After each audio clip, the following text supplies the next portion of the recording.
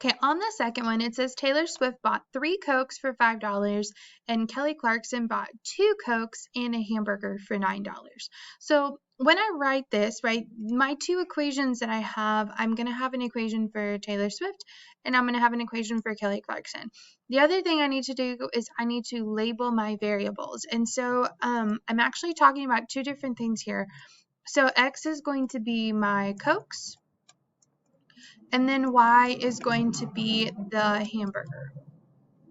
Okay, so when I write my equation for Taylor Swift, I'm going to focus on what she bought. So she simply bought 3 Cokes for $5. And so she spent a total of $5 and she bought 3 Cokes. So notice it's 3x is equal to 5. Now, Kelly Clarkson bought 2 Cokes, so 2x, and a hamburger, so that's 1 hamburger. Okay, and she spent a total of $9.